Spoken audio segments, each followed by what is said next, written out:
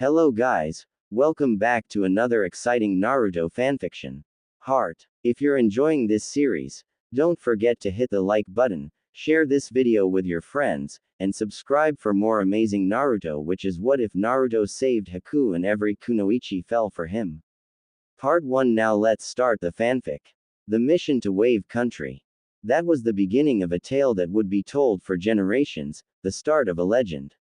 However, what if that mission had ended a little differently? How much would it change?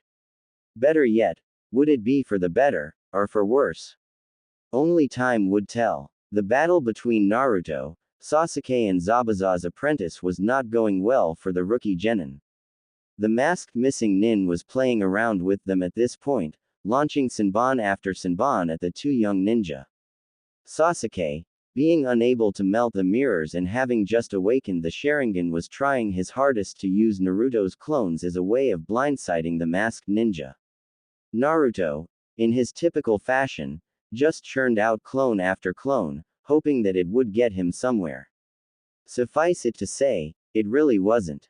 However, Sasuke was doing his best in an otherwise terrible situation and was getting closer and closer with his uses of the Kaden Gokaku no Jutsu Fire Style, Great Fireball Jutsu, by using the Sharingan's time-slowing capabilities to track the ninja's assaults. Having noticed this, the masked ninja made a decision. Take the bait out of play. The bait, being Naruto and his endless supply of clones, was the obvious choice for turning this battle around. Without the clones, Sasuke's leverage of the situation disappears. But instead of Naruto, Sasuke is taken down. This drives Naruto, in a fit of rage and sadness of losing his first friend, to call upon the power of his tenant, the Kyuubi. He makes quick work of the masked ninja after giving basically everyone a heart attack by releasing the malevolent chakra of the Kyuubi.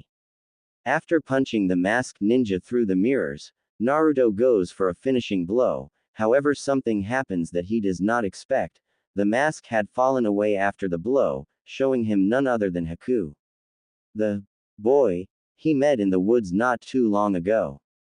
This time around, however, he cannot stop his attack fully, his momentum too high and his surprise clouding his mind, so he strikes the boy with the least amount of force that he could, which knocks the boy out.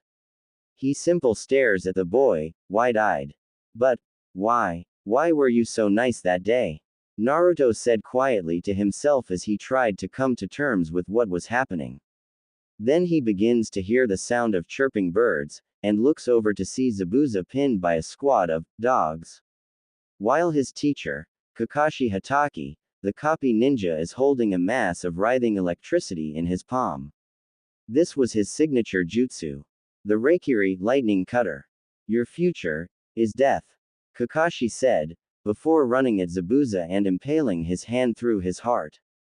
Zabuza's eyes widened and he let out a cry of pain before falling silent, the dogs immediately releasing him and poofing away. That was disgusting, Naruto thought while trying not to throw up. Who could blame him? His teacher's hand was in the guy's chest. Immediately clapping was heard, all eyes turned to see Gato and his army of thugs simply looking on at the ninja's fight. Well, I guess the great demon of the mist isn't so great after all, Gato said smugly. Good. Wasn't planning on paying the guy anyway, this just makes everything easier for me. At this, everyone present narrowed their eyes, except Tazuna, who looked a little worried. However, his thugs didn't get chance to attack, as a crossbow bolt landed in front of them. Everyone turned to see Inari and the villagers at the other end of the bridge, armed with whatever weapons they could find. Naruto smirked at this. Seems the kid has courage after all. Naruto then proceeded to make an army of clones while Kakashi readied himself for another fight. It was a very disappointing fight. Gato's men fought like brainless fools, expecting the first slice to end it all. This made it rather easy for the ninja, who simply knocked them all out while Kakashi killed Gato with another Reikiri, and with him gone, Wave's freedom was returned. The Konoha shinobi promptly made their way back to Tazuna's house. Sakura was able to wake up Sasuke, showing the enemy ninja had not actually killed him. They then bound said ninja in rope and took him with them. They then all had a well-deserved rest while the young blonde contemplated the events of the day. Was everything we spoke about in the woods just an act so that he could find out about my team, or was he planning on quickly getting rid of me if he had the chance? Or maybe, he was sincere. These weren't the only thoughts going through the blonde's head. He was known to be a little dumb, but he wasn't a complete moron, his brain was indeed functional. So they all slept the day off, knowing that tomorrow they would have to deal with the building of the bridge again, along with having a little chat with their guest. Naruto, however, wanted this more than the rest of them for reasons they were not aware. I will figure out if he was sincere, no matter what it takes. These were his last thoughts before he nodded off to sweet, sweet sleep. The next day, everyone awoke feeling a little stiff. The enemy ninja was still unconscious, so they all decided to have a nice morning before the less pleasant activity of the day began. Interrogation never was a fun job. Somewhere in Konoha, a very scarred man felt the need to knock some sense into someone for reasons he didn't understand. Naruto made his way into the kitchen and saw Tsunami making breakfast and smiled. She was such a kind-hearted person, not like the Konoha population. No need to be bitter. Let's just enjoy the time we have here, he thought a little glumly. Good morning, Naruto said cheerfully, as Tsunami turned to him. Ah, good morning to you too, Naruto. How was your rest? She replied with a smile. Naruto yawned a little before answering. It was great. After all that action yesterday, it felt great to just rest, you know. He then saw his teammates at the table along with his sensei. So his thoughts returned to their prisoner, but he'd deal with that after breakfast. After a nice quiet morning, Naruto finally piped up, so Kakashi-sensei, what are we gonna do about that guy? He asked with a small frown, not liking the possibility that his new friend could have been playing him for a fool. Well, Naruto, Kakasuki began, we don't really have to do anything, I suppose. He isn't technically our enemy anymore, but we need to ensure that he won't go into a rage over Zabuza's death, so we need to play this carefully. He finished with a very business-like attitude that the rookies were a bit taken aback by. Kakashi could be serious. Fair enough, sensei, he replied, while Sasuke started to grin a little. Maybe he could test some Sharingan genjutsu on their prisoner. Kakashi, Sasuke began, if we need to interrogate the guy, I want to try out my Sharingan on him. Meanwhile, Kakashi simply sighed. Sasuke couldn't just stay out of it, could he? Sasuke, simply awakening the Sharingan doesn't mean you have access to all its powers. Give yourself chance to train it a little, nay. He replied, while Sasuke simply scowled and went back to his brooding, while Sakura fawning over him. I really need to train that out of them, thought Kakashi with hidden exasperation. Naruto then turned to address Sasuke about his death, thinking it best to be honest rather than continuing their silly feud. Hey Sasuke, he said, to which Sasuke looked at him with a single brow raised. Naruto took this as a sign to continue. I'm glad you weren't killed on the bridge. We may not act it, but I do think of you as a friend. He said a little nervously. During the mission the two had seemed to become closer, but neither went as far as to mention friendship to the other. He was a little worried Sasuke would just scoff and call him a dobi. Like that guy could kill me, dobi, he said, to which Naruto simply lowered his head. Sasuke, however, was simply using this bravado to ease into the more unfamiliar thing he was about to be. Nice-ish. But, thank you, Naruto, he said, having to grit his teeth to say Naruto instead of dobi. Naruto immediately cheered up at this. Maybe it was a sign that the day would end well. Sakura couldn't believe her eyes. She didn't hate Naruto anymore, but she was shocked Sasuke could be so nice. Hell, the guy barely spoke to either of them. Maybe they required a trial by fire to kickstart their friendship. A trial by fire she wasn't a part of. She sighed, wondering when she could get the attention of her Sasuke-kun. She would need to be there next time. Maybe she should train a little. Naruto decided to address his other teammate. So Sakura, how are you doing about this? Seeing death isn't easy. I almost threw up seeing Kakashi kill Zabuza. He said. She simply looked at him and blinked. He could speak to her without being annoying. Nah, he was probably deep in thought about seeing that boy again, since he'd told them they'd met once before. Kakashi then scolded him about not telling them, but honestly, could they blame him? The guy was so normal in the forest. Not to mention Naruto was a rookie genin, he'd hardly notice something so well hidden. Well, I'm doing okay, I guess. I don't think I'll sleep right for a while though, that was a pretty exhausting day. She said. Then she remembered something very important. Naruto, she said with a hint of fear. What was that power you used on the bridge? She said with apprehension. Naruto raised an eyebrow, until he remembered what they were talking about. He was trying his hardest to come up with an excuse. Kakashi was mentally leaping at the friendly interaction of his team. Alas, all good things must come to an end, and when the Kyuubi came to attention, it was usually that time. So he needed to cut this short. How about we pay our little guest a visit, nay? He said quickly, not giving anyone chance to say no. All the genin walked with him, but Sakura made a mental note to continue this at some point. Later that day, Haku was not having a good time. No, first the blonde boy goes into a fit of rage and releases unbelievably powerful, and evil, red chakra and beats him outright. Then he was knocked out. He had no idea what happened to Zabuza or if he was even alive. Not to mention he was a prisoner. Who knows what they planned to do to him? Then his heart sank. What if Zabuza was dead?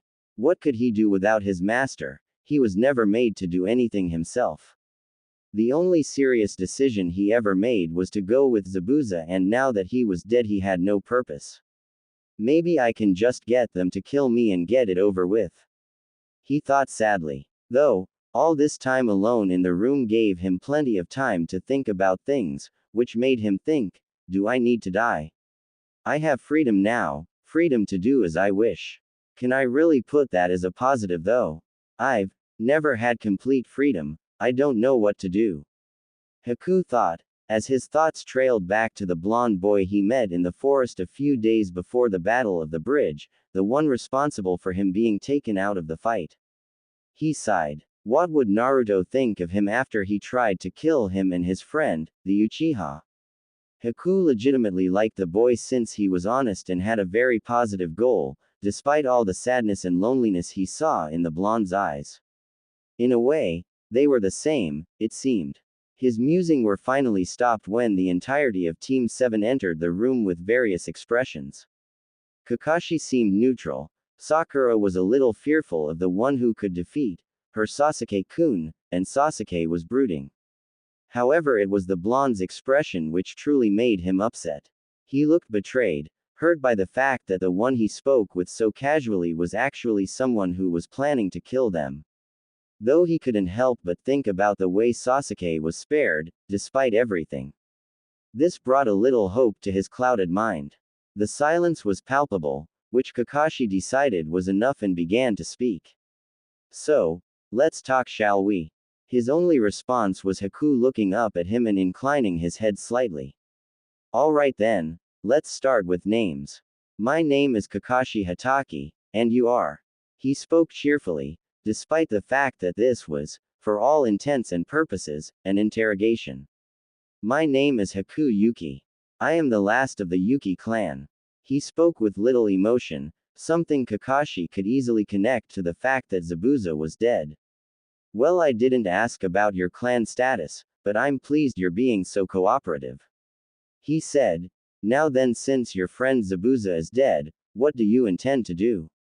We can't actually accuse you of anything other than assault since you are neither a missing nin nor have you killed anyone. He continued in a serious voice. I don't know. Zabuza's goals were my life. I am little more than a broken tool.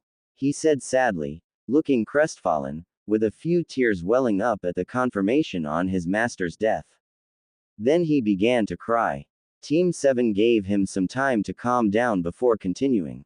Well, they would have, if Naruto wasn't there. Naruto couldn't take the way he thought of himself and decided it was his time to get involved. What do you mean just a tool? You are a ninja, a human being. If that's all that guy thought of you as, then there was no point of helping the jerk. He said with anger leaking out. Haku, hearing this, let out a small laugh, though it was more bitter than cheerful. That may be, but what would you do if you had only one precious person? Would you do anything to help them, to get them to achieve their dreams? That was exactly what my goal was for Zabuza-sama. He replied, again almost emotionless. Kakashi decided to butt in before Naruto threw a tantrum. Alright, well, that's good and all, but we still don't know if you are safe to release. So until the bridge is complete, you will be our guest, so to speak. After that, you can do as you please, since you clearly were just following orders. Kakashi spoke, knowing that everything said was true by examining the conversation with his Sharingan. The other two members of Team 7 were surprisingly indifferent. Sasuke was disappointed he couldn't use his dojutsu to interrogate the guy, while Sakura was silently fawning. If that is what must be done, so be it. Haku spoke with finality. Kakashi nodded at this, slightly glad the boy was so broken since it made his job here so much easier. He then untied Haku and allowed him to go and clean himself of all the filth accumulated during the fight. After a while, he emerged and went downstairs. Tezuna's family, not realizing what went on during the boy and Team 7, had a silent heart attack thinking he was going to finish what Zabuza started, but were surprised when he silently sat down and did nothing. Oh, and I mean nothing, he sat there near motionless. Like a statue. A creepy, mentally broken statue. This was the site Naruto arrived to after coming back from some light training with tree climbing, since he was trying to further hone his chakra control. Seeing Haku in this state made it easier to approach the boy, since he knew how loneliness felt. He sat down next to boy and took a few moments to compose his thought, not wanted to get upset over potentially nothing. So, he began, was any of it real? Was our conversation just a convenient lie to get away without making me see who you really were? He said softly, not really wanting the answer, but steeling himself for it when it came. Yes, it was. I could see we were the same. I saw it in your eyes, the loneliness and the pain, and it made me happy to see another who had shared those feelings, so I couldn't help but interact with you. Haku replied. Naruto let out a genuine smile at this. He was thrilled that the boy hadn't just been lying to him. That's a relief. I was afraid you were just lying to me or something. So what are you going to do when we finish the bridge? You can't exactly just wander. It's not really safe to do that. Naruto replied, never losing his smile. I still don't know. I have never really made my own decisions, Naruto. I have been following Zabuza-sama's orders to the letter my whole life since the incident, Haku said, flinching slightly at the last part. Bringing up his past was never the easiest thing for him. He had major family issues. Do you want to talk about it? Naruto replied nervously. He didn't exactly want to drive the boy away by bringing up a topic he didn't want to discuss, but his curiosity got the better of him. Haku thought about this for a second, weighing the options. I think I should talk about this, to finally let it go. He thought. Why? Yes. However, could we speak somewhere more private? This isn't easy to speak about. He said, clearly apprehensive about doing so. That's fine, Haku. Let's go up into the room. Naruto replied softly. He wasn't exactly clever, but if there was one thing he understood, it was a painful past experience. Hell, he had a pretty damn good chance of beating most sob stories. Thank you. Lead the way. Haku stated. Naruto nodded, leading him upstairs and into his temporary sleeping quarters. They then sat down in an uncomfortable silence while Haku mentally prepared himself for the story he was about to tell for the first time. He didn't even bother telling it to Zabuza, knowing his past meant little to the man. My Ka-san was a member of the Yuki clan, like I was. However, in Water Country, the current Mizukage declared Kekkei Genkai, bloodline limits, to be impure, or evil. I can't remember the specifics of why he did it, but he did. Maika-san didn't want to be killed for something she had no control over, so she kept it hidden, never showing it to the world. After a while she met my father and settled down with him, eventually leading to my birth. He recalled happily. This was the good part of her early life, so she had no issue telling this part. My early life was very good. Maika-san and Tu-san were nice people. We weren't rich or anything, but we could live comfortably. However, that all changed when I awoke my Kekkei Genkai. Haku said. Naruto could immediately tell where this was going and so steeled himself for the tragic end. I used my Hyoten powers carelessly. I wasn't even aware it was a Kekkei Genkai. At that age I knew little about the shinobi world. Maika-san saw that and slapped me across the face, something she never did unless it was extremely serious. She yelled at me never to use it again, but my Tu-san saw everything. He continued, barely containing his anguish. My Tu-san, he killed my Ka-san, something to do with demonic bloodlines or something. I wasn't really listening, I was far too afraid. He came at me with tears running down his face. I don't think he really wanted to do it. He was likely told by his friends that they'd report his family. So I did the only thing I could, unconsciously channeling my Hyoten powers in. I killed everyone in the house. I had no choice. He said, no longer containing the tears. Naruto couldn't help but hug the poor boy. He noticed something though. Haku's chest did not seem like something a guy should have. Oh my god, he's a she. He exclaimed mentally. Though honestly he was cheering, glad that he wasn't hugging a guy. He could bring this up after the boy, no girl, finished her story. So then, I just went away, scrounging food wherever I could and just trying to stay alive. Then when I had sat down of a bridge one day, a masked ninja came up to me. He offered me a place at his side, as a tool. That man was Zabuza-sama. From then on I simply did as he required and helped him however I could. I had a purpose. Then this all happened. Now I have nobody again. She finished crying again. Naruto couldn't help but comfort the girl. It's all right, Haku. If you want, I'll be your precious person. I'll be your friend. He replied soothingly. Haku could do little but widen her eyes. I tried to harm his friends in the bridge building. I tried to break his will within the mirrors. I did all that and he wants to be my friend. She thought, frantically trying to make sense of this. What? You want to be my friend? After a quick nod, she couldn't hold back her confusion. Why? She all but screamed. I've done nothing but harm your team since you got here. I attacked your friend, the Uchiha. I could have killed him, and allowed the death of your sensei and your other teammate. She said. Naruto just smiled up at her though, since she had risen to her feet in her rant. That's not true. Did Zabuza make you speak to me in the forest? Did Zabuza tell you to take non-lethal shots on Sasuke? That was all you, Haku. You are a good person with an unhappy life. She couldn't hold back the tears with these words, jumping at him and hugging him fiercely. Thank you, she repeated like a manta. Naruto was happy that she was comfortable enough around him to run her emotions like she was. Then again, the topic isn't exactly easy to speak about. You're welcome, Haku-chan, he said unconsciously. Then both he and Haku realized what she said and she jumped back with a cute eep.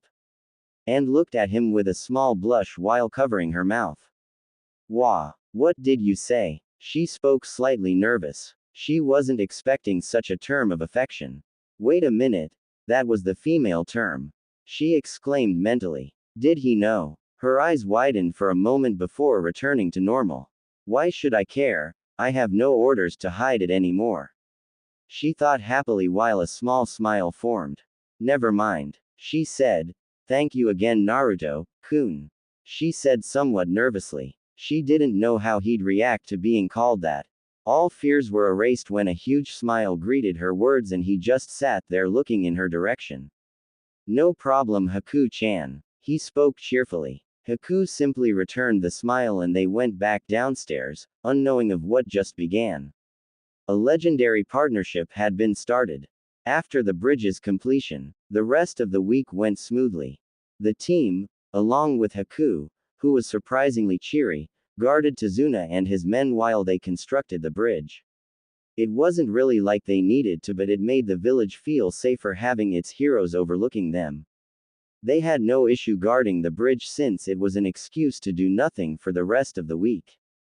Naruto and the girl had gotten a little closer over the week, since due to the fact Sasuke would still brood and train while Sakura fawned and did little else. Naruto didn't really have anyone to talk to but Kakashi, and his sensei still scared him a little after the fiasco with his Reikiri. Haku and Naruto just chatted a little and got to know the other a little. The week did wonders to cure Haku's sadness over losing Zabuza. She was now aware what the man never offered her.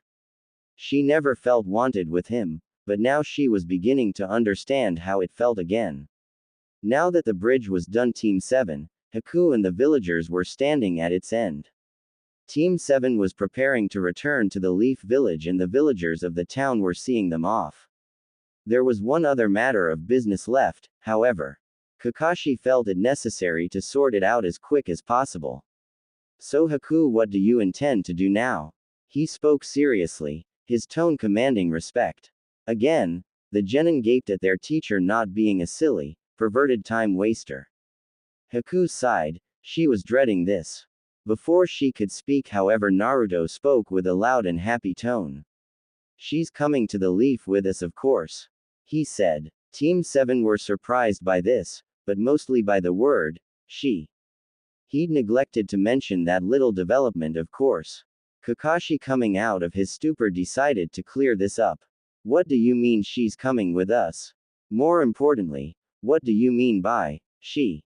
He said. Naruto blinked multiple times before realizing he hadn't said anything and scratched the back of his head sheepishly.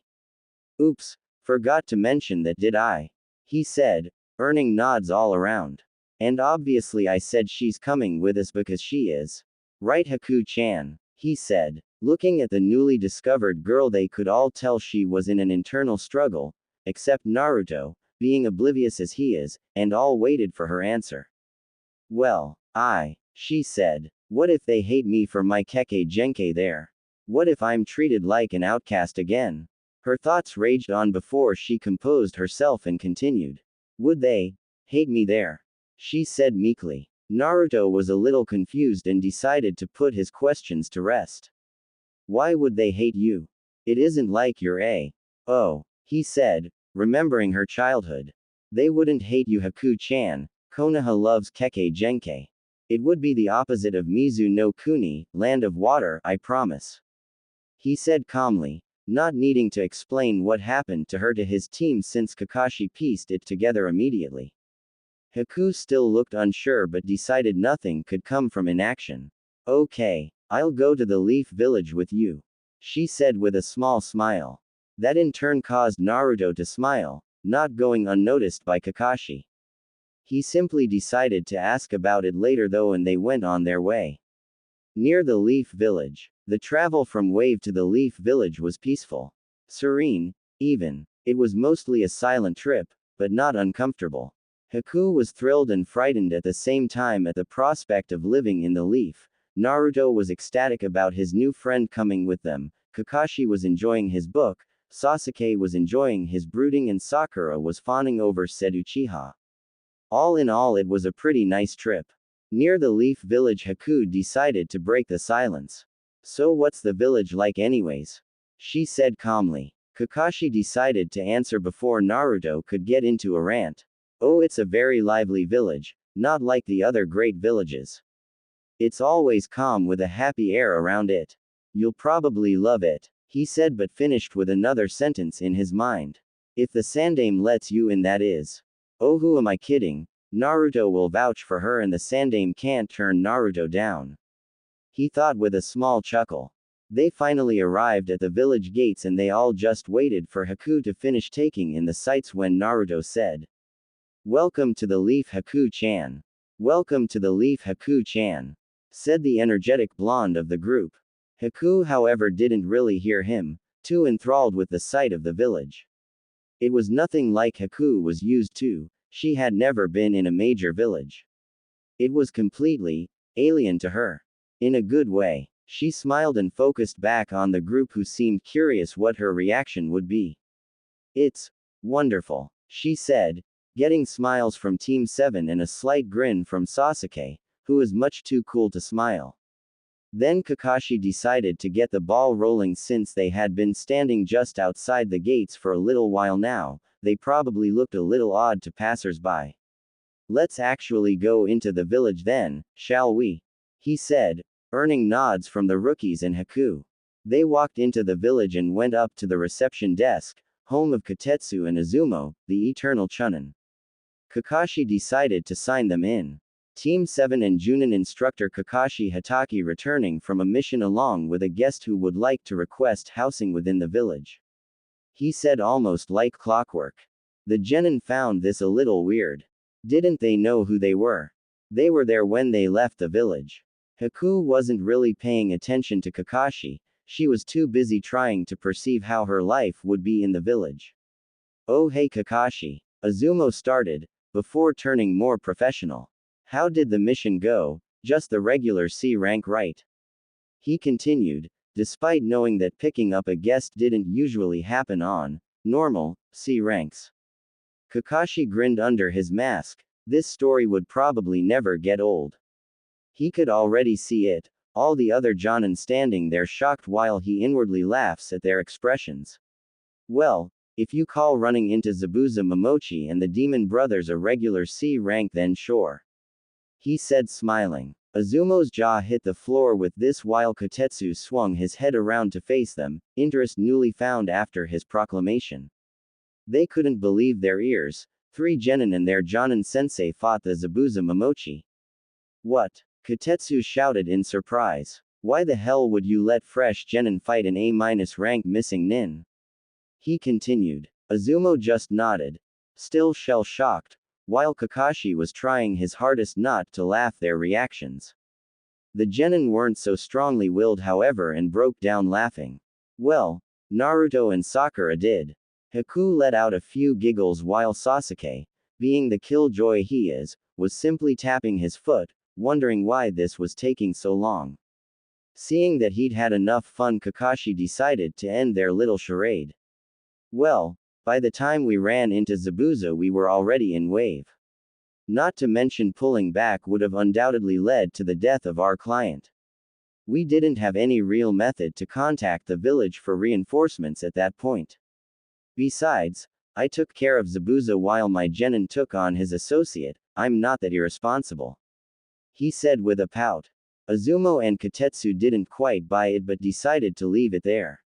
Whatever you say Kakashi, Kotetsu said. Oh, who was his associate by the way? He would have to be pretty tough for Zabuza to bother taking him along. He finished. Haku eyebrows twitched at this. Did she have to be a male to be taken seriously? She was starting to dislike Kotetsu. Kakashi smirked, knowing this would get a good reaction too. Oh, nobody special. Just that girl over there is all. He said pointing at Haku, who was a little nervous being the center of attention. Izumo gaped while Kotetsu just raised an eyebrow. I was being serious Kakashi. He replied. Again Haku wasn't happy about this and decided to put his skepticism to rest. Blurring past Kakashi, Haku appeared behind Kotetsu with a senbon to his neck. He started to swear at this, having clearly annoyed the girl. A girl who spent a lot of time around Zabuza. He was so dead. Oh, I'm sorry, am I not scary enough for you? Maybe it's because my mask is gone. She said coldly, making the man sweat even more while Naruto looked a little sheepish, since he was the one who broke said mask. Izumo and the genin were rather surprised by this action while Kakashi decided to ease the tension. Alright Haku, no need to scare the man to death. We still need to see the Hokage and I get the feeling your chances of getting into the village will severely decline if you kill one of our gatekeepers. He said seriously. Haku nodded and blurred back to Naruto's side.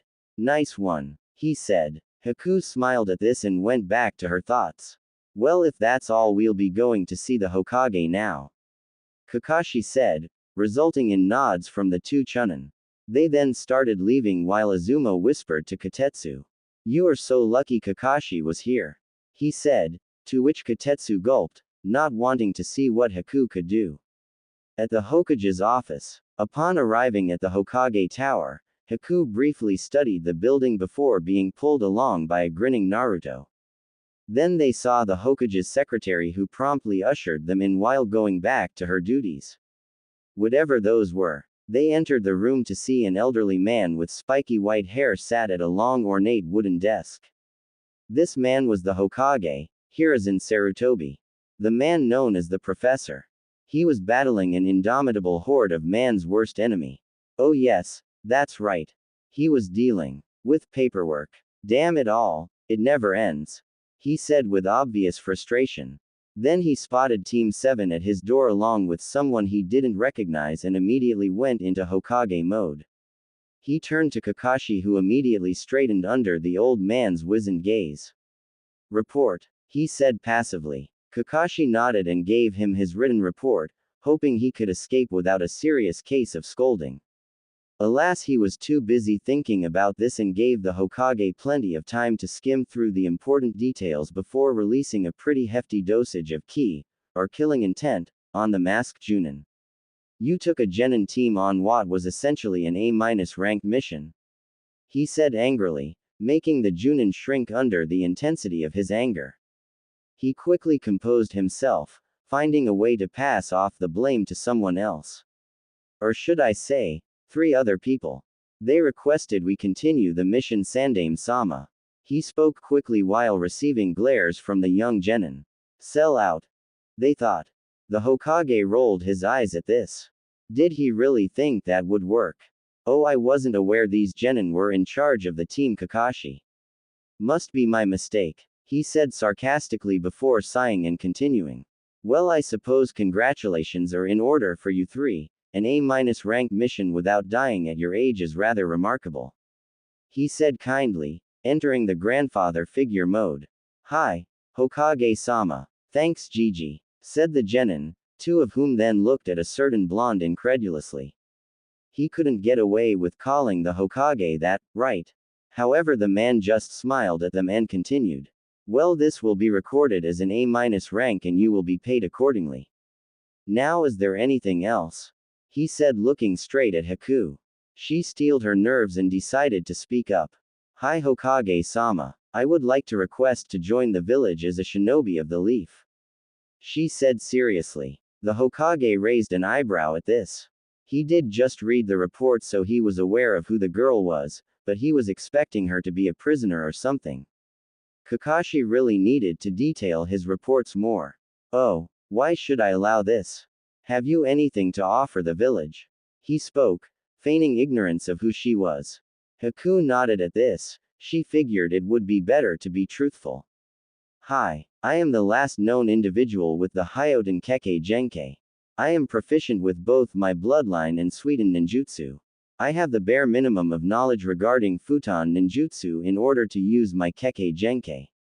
I have also received training from Zabuza Momochi. She said, ending with her head down. This was the defining moment. If the man was as smart as they say, he'd know where they found her and would make a decision now. I see, he said. That is a very impressive skill set you have there. However, why should I allow you entry to the village after assisting the attempted murder of Team 7 and their client? He spoke, not revealing what he was truly feeling, though he was very experienced so it came naturally. Haku was feeling the pressure of the situation and was starting to falter. She was about to reply when a certain blonde decided to save her the trouble. Gigi, she was just following Zabuza's orders. Without him she has no reason to do anything bad, not to mention it shows she can follow orders well if she did that without wanting to. The blonde said defensively. Haku merely looked at him with a smile. He was so kind to her despite everything. The Hokage, despite all his experience and self-control, simply couldn't stop a smile from breaking out across his weary face. Well, I'll keep that in mind Naruto-kun, but I'd like to hear it from Haku.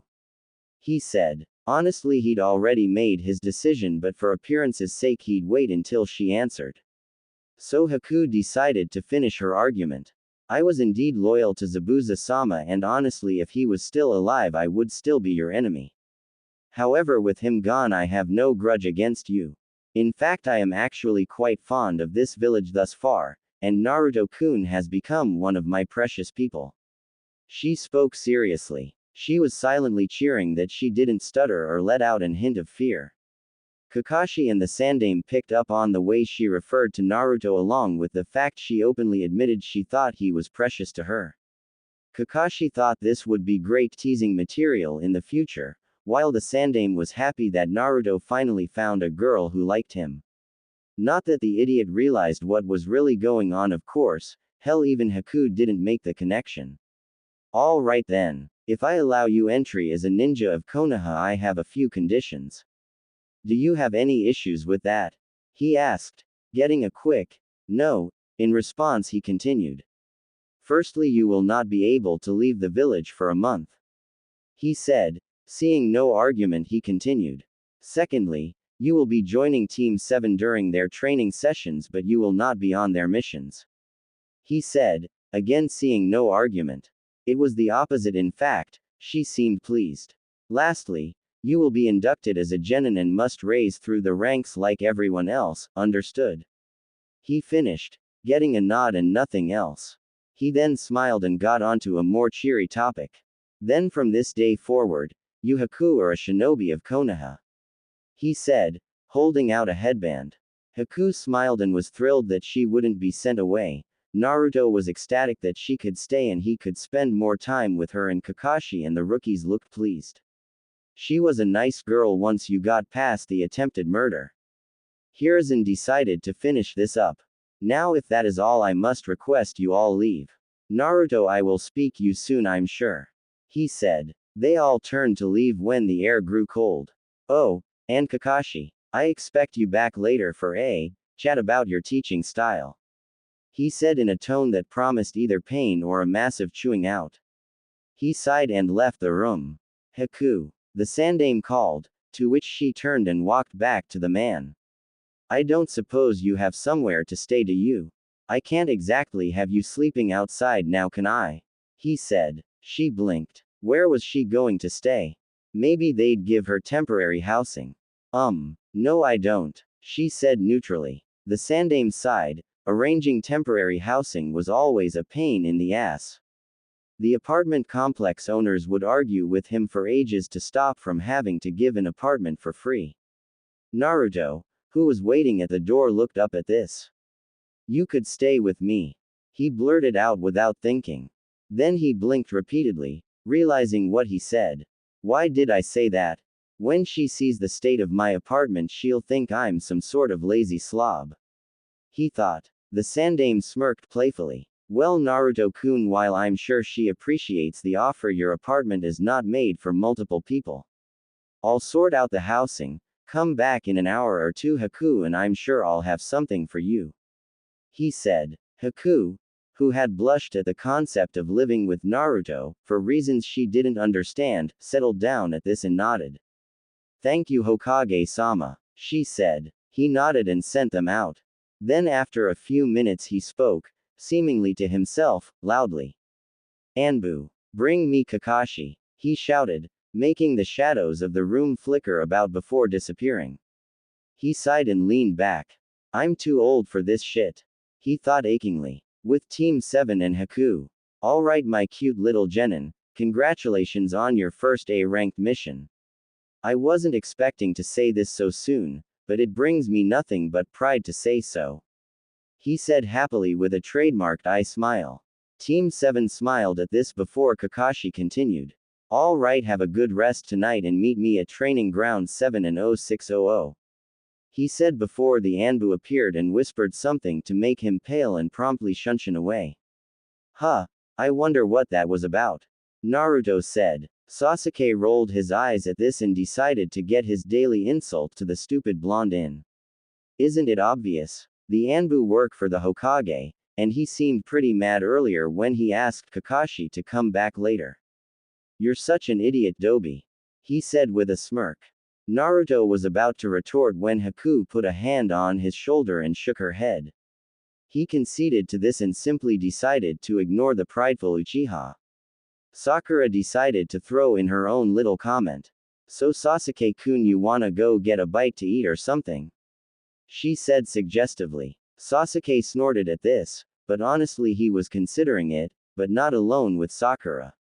He'd end up killing himself or something. You wanna come Dobi? He said casually. Naruto tried to think of something else he could have said, not believing Sasuke would be around anyone. When he couldn't, he let out a small, genuine smile and spoke. Sure. You want to come, Haku-chan? He said cheerily. Haku smiled and nodded. She had an hour or two to waste before she had to get her apartment key anyway. The young shinobi decided to go somewhere rather familiar. Choji's favorite restaurant, Yakiniku Q. The genin walked in to find Team Asuma were already there. They were waved over by Asuma when he spotted them, so they decided they may as well join the group. Hey guys, said Choji Akamichi, the big-boned member of Team Asuma. Oh, it's you guys, how troublesome, said Shikamaru Nara, the lazy strategist of Team Asuma. Sasuke-kun, said Ino Yamanaka, the blonde fan girl of said team. Well, if it isn't Kakashi's team. You guys just come back from a mission? Asked Asuma Sarutobi, son of the Hokage. He heard they had gone on a C-ranked escort mission to Wave. Something about a bridge. Yeah, it was an escort mission. Sasuke said dryly, not wanting to allow Naruto the opportunity to give a very detailed recollection of the mission. Asuma raised an eyebrow at the blunt answer before continuing. Anything interesting happen? He said, knowing that Kakashi was in some sort of trouble from some Anbu that walked in earlier who he'd briefly overheard saying the Hokage was ranting on a masked, gravity-defying gray-haired Junin. This time Sasuke couldn't stop the exuberant blonde. You bet your ass something interesting happened. We ran into Zabuza Momochi. He said loudly. At this, every shinobi in the restaurant dropped dead silent. Asuma was in a state of shock while his team was a little confused as to why that got such a large reaction out of their usually rather laid-back sensei. Zabuza Momochi, the demon of the mist. A-rank missing nin. He said, unable to hold back his surprise and skepticism. His team's eyes widened at this. Naruto's team took on an A-rank missing nin. The one and only, he said. Asuma blinked. And, he said, what do you mean? Naruto replied with confusion plastered across his face. Asuma sighed, remembering who he was dealing with. I mean, what happened? Did you beat him? Did your mission succeed or fail? You know, that kind of thing. He said. Sasuke sighed, tired of Naruto's long-ass stories and the fact that he was starving wasn't helping. Long story short, we ran into the demon brothers, beat them, and then Zabuza showed up and got beaten by Kakashi. Then Haku here, he pointed at the girl, who was working with Zabuza at the time, saved his ass. He said, earning stares from all around to center on the girl. She shrunk slightly under their gazes, before she finished the story. After I saved Zabuza-sama, he took a week to recover. Then when we attacked again, I was beaten by Naruto-kun and Kakashi killed Zabuza-sama. She said sadly. Then, seeing as I had nowhere to go and was no longer their enemy, I came here to the Leaf. She concluded. The Hokage just let you in, said Shikamaru, earning a shake of the head from Haku. He took this as a sign that she was going to clear up the situation. The Hokage made me explain to him my reasons for coming here, my skill set and my loyalties. He concluded that I was safe to allow in the village under a few conditions. She said, earning a nod from Shikamaru. If the Hokage trusted the girl, he had no arguments. Sasuke, tiring of this conversation, decided to end it. If we're done, I am rather hungry, he said with barely hidden irritation. Ino decided to try to woo him. She didn't quite get the message during their academy days. Oh, Sasuke-kun, you can share with me if you want, she said, tapping the free seat to her side. Sasuke simply rolled his eyes and sat next to Naruto, who had an end seat next to him. The idiot was the only person he could remotely stand, which was weird considering how loud the guy was. Oh, by the way, I'm Shikamaru Nara. The loud blonde girl is Ino Yamanaka and the guy at my right is Choji Akamaiki. Shikamaru said to Haku, who smiled somewhat nervously and replied, "It's a pleasure to meet you all. My name is Haku Yuki," she said, immediately drawing the attention of the Junin at the table. Yuki, as in the Yuki clan? Asuma asked, intrigued at the concept of the Leaf gaining a new clan, with a Kekkei Genkai no less. Kekkei Genkai were game changers by nature, always an ace on the battlefield. Yes, I am the last known member of my clan. Zabuza-sama took me in at a young age and I've been traveling with him since then, she said glumly. Asuma looked at her sadly, knowing she was upset about this. Well, looks like you and Sasuke have plenty to talk about, muttered Shikamaru, though nobody heard him. Enough with all that, time to eat, Choji remarked loudly. The dinner was going nicely, everyone was having a good time. Sakura and Ino were obviously butting heads over Sasuke while he was being unsociable, but besides that everyone was chatting. Though Haku didn't have much experience with people and mainly chatted with Naruto. Ino had been mostly ignoring said girl in her little feud with Sakura, but eventually remembered she was there and decided to speak with her. So, Haku was it? She asked, receiving a nod. Are you interested in anyone? She asked. Haku didn't quite catch her drift, again not having a great deal of interaction with other people during her time with Zabuza. What do you mean, Ino? Ino blinked at this. What? You know, do you like any guys? Maybe Sasuke-kun. I mean, I wouldn't blame you, just look at him, she said, raising an eyebrow playfully and glancing at him. Haku thought about this for a second, before a certain blonde entered her mind. She blushed at this, still not really understanding why she was reacting like this. She had been around people. She didn't reveal her true gender to any of them, but she had been around plenty of people, so why was she reacting like this when she thought of the blonde? It must have been because he was precious to her. Yeah, that was it. I don't believe I have any interests at the moment, Ino, she said, making the girl sigh before going back to what she was doing. Haku, however, was still contemplating the question. She would have to properly think this over later. The dinner went by smoothly from this point on, both teams exchanging embarrassing tales of crappy D-rank missions that they'd been on since they graduated the academy and things that they had learned. When it came to what they had been taught by their Junin sensei, things began to get interesting again. So, what did you guys learn from Kakashi sensei? Asked Choji. Well, we've done teamwork exercises and the tree climbing exercise, and that's it, Naruto said regrettably. Asuma immediately cut in here, not believing his ears. You're joking. That's all he's taught you since you left the academy? He asked, receiving nods from Team 7. That's horrible. You are supposed to be taught physical conditioning and personal taijutsu styles right out of the academy. How could Kakashi let you go on a C-rank mission with nothing but tree climbing? He spoke, a little angry at his fellow elite Jonin. Actually, we learned that on the mission, Naruto corrected. Asuma's jaw dropped at this. What was Kakashi thinking? Was he trying to get these kids killed? Well, I bet my dad is gonna have fun with your sensei if that comes up, he said, sighing. He was going to have such a headache after all this. With all that cleared up, the dinner finally ended and everyone went on their way. Team Asuma went on their merry way while Team 7 decided to say goodnight to one another. See you guys tomorrows, I'll go with Haku to see Gigi, said Naruto with a grin. The other genin still couldn't believe how he spoke about the Hokage, the strongest person in the village, but they resolved to question it another time. Yeah, see you Dobi, Sakura, Haku, Sasuke said before walking off.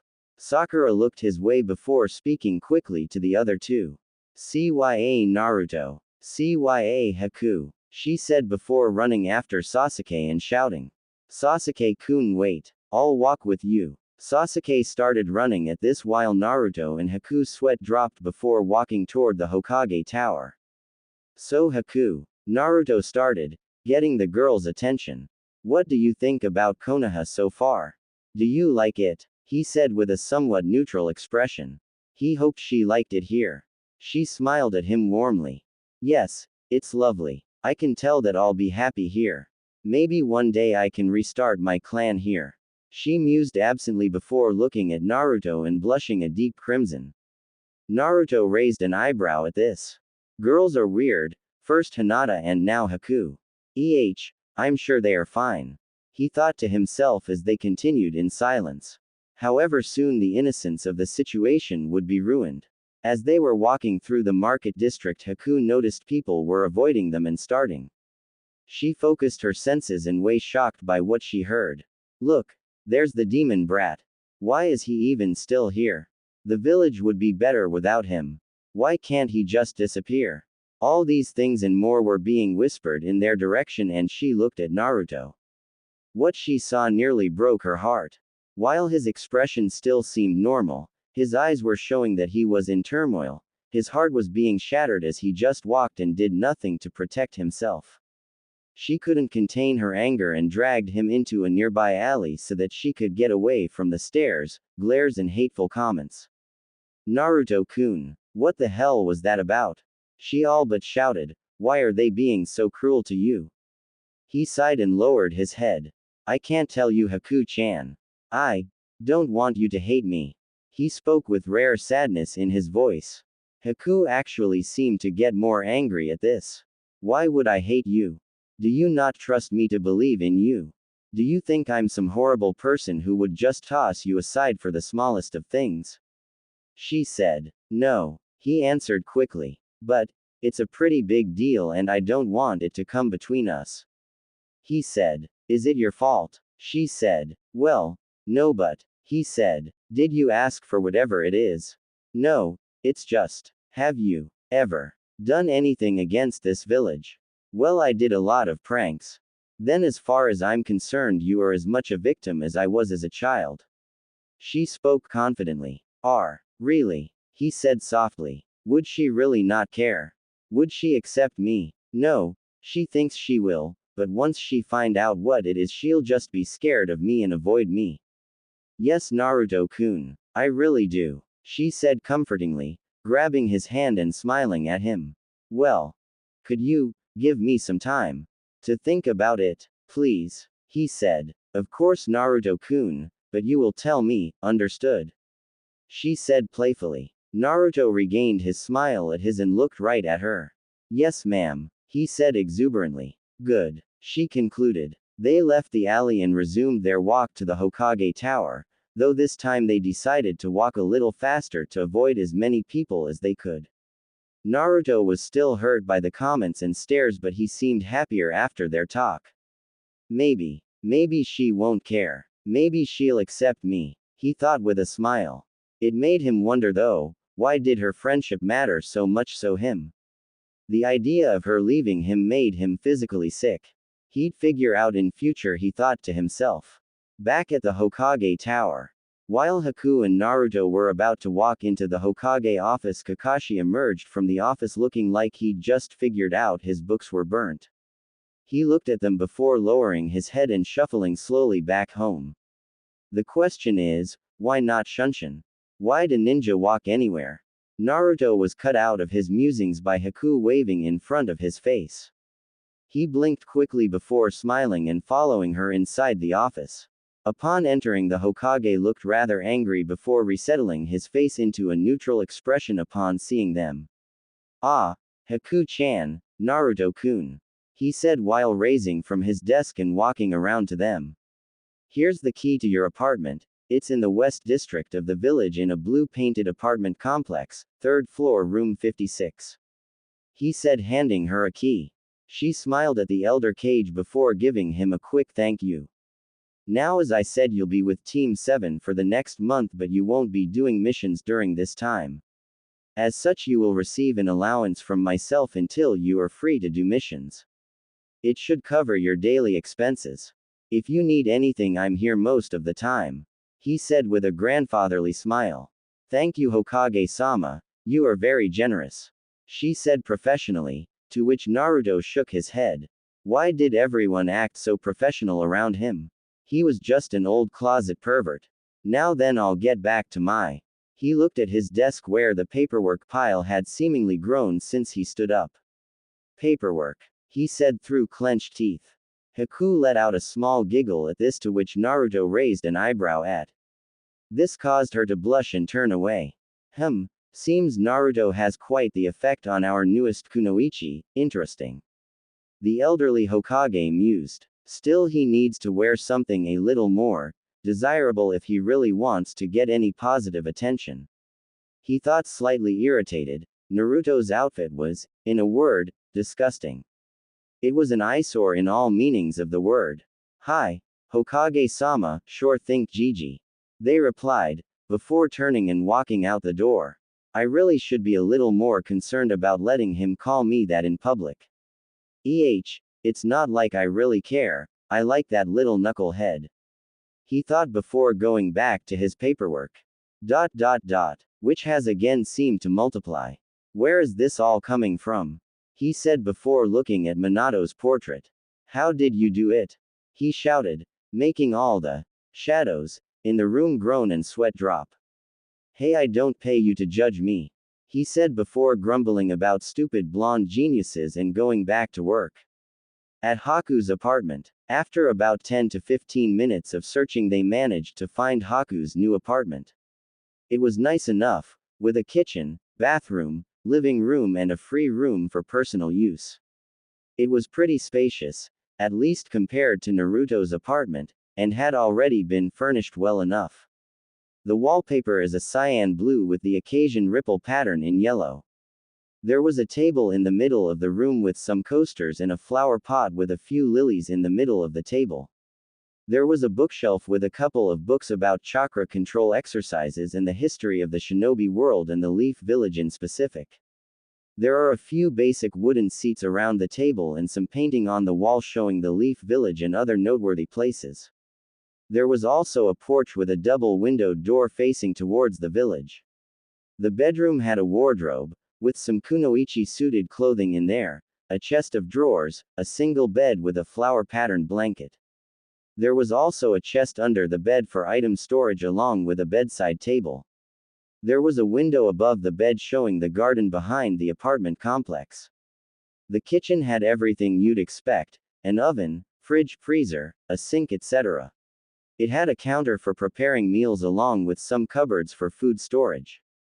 It had two windows on one side of the room showing the Leaf Village in its full glory and one on the right showing the forest outside the Leaf.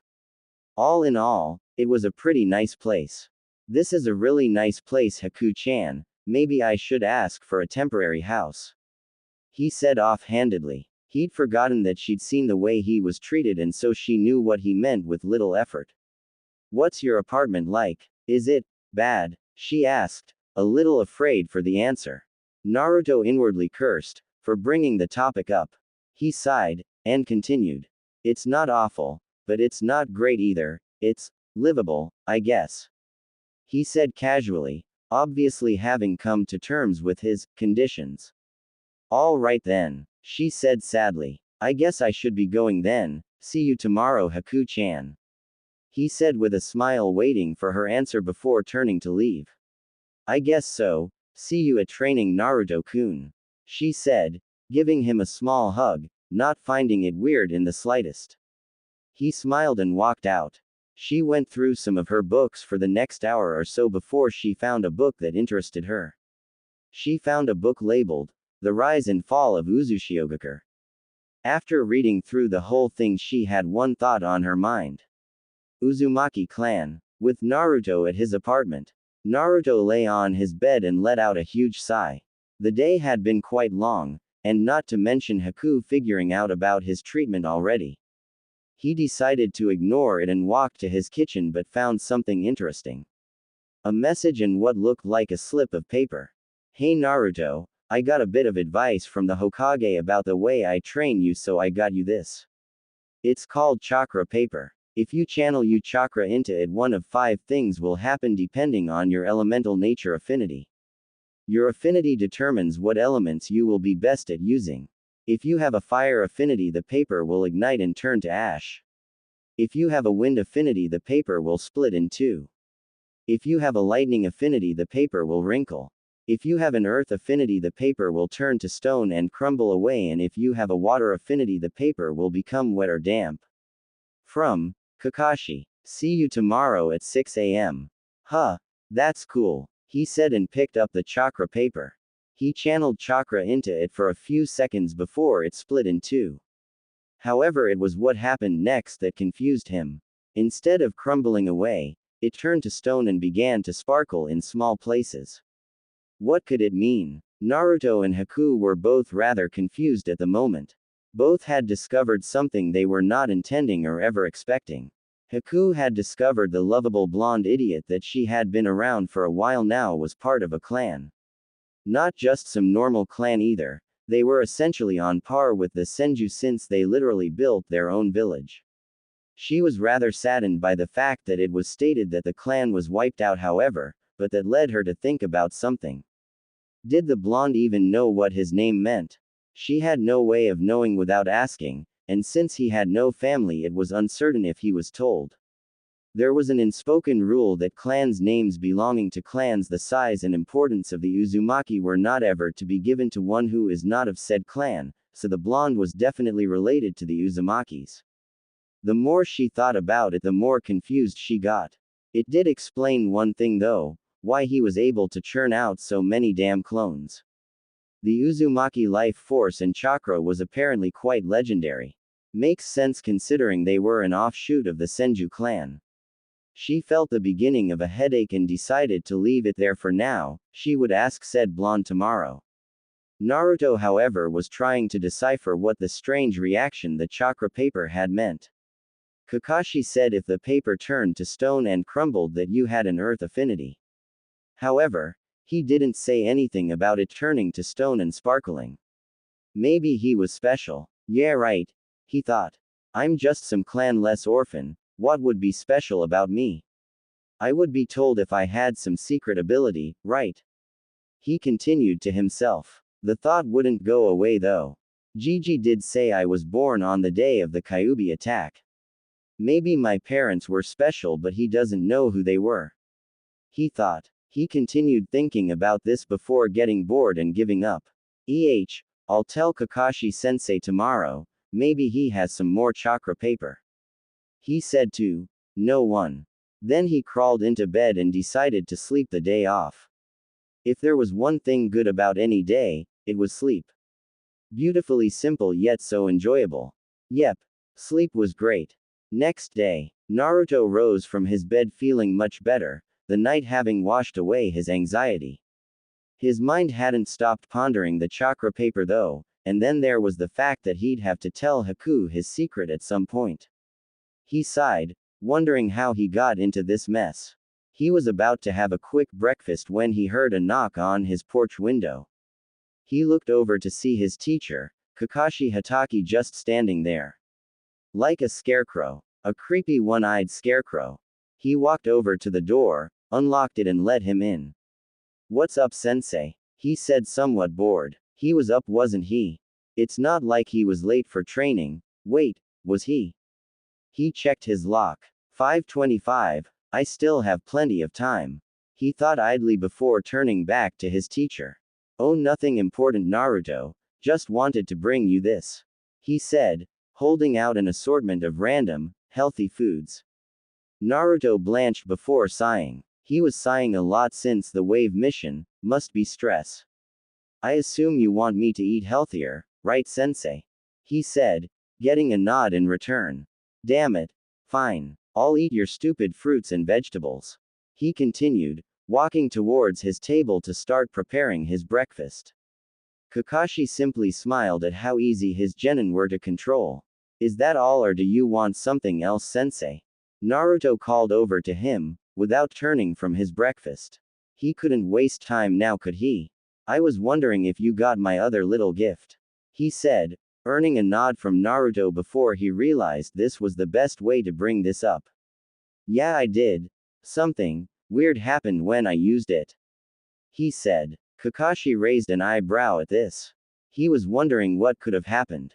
Maybe he had a strong affinity for wind like his father, since Kakashi knew his parents rather well. He'd never tell the blonde without permission, of course, but he thought of himself like an older brother to the kid. Oh really? What happened? You have a strong affinity for something? He said casually, not wanting to give anything away. Naruto shrugged and looked at his ceiling, as though in deep thought. Well, I'm not really sure. The paper cut in half which shows I have a wind affinity, but it was another thing which confused me. It wasn't on your list at all. Well, it was half on the list, I guess. He said. Kakashi was growing increasingly interested at this. Did the blonde have a gift? Show me, he said seriously, holding out another piece of chakra paper. Just do what you did yesterday, I'll tell you what it mean. He continued. If I can, that is. He mused. Naruto grabbed the chakra paper and began to concentrate. Like he said, it split in two. And just like he said, it did something rather interesting. It turned to stone and began to sparkle in the light. Amazing, thought Kakashi. I have no idea what this means, I've never seen that before, maybe he has a very strong earth affinity. It's as much my guess as anyone else's. He concluded. Noticing the blonde's attention was on him, he decided to make an excuse for now. Well, Naruto, it appears as if you have a very powerful earth affinity. That's very good, as you have the most defensive element along with the most offensive. He said cheerily. However, he wasn't sure if that was the extent of the story. Well, anyway, I'll see you at training. Ya ne, he said before using the shunshin to leave. Naruto raised an eyebrow at the sudden exit. Oh well, he'd see him in half an hour anyway. After eating, a quick shower and getting dressed, he picked up his equipment and headed to the usual training ground. He groaned, like he was actually going to learn anything. Then again, he did test their affinities, maybe he was planning to teach them some kick-ass jutsu.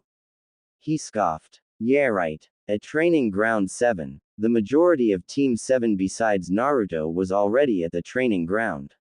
Sasuke was first there, since he had no hobby and was generally a hard ass, followed by Haku, who knew the importance of punctuality, and then Sakura.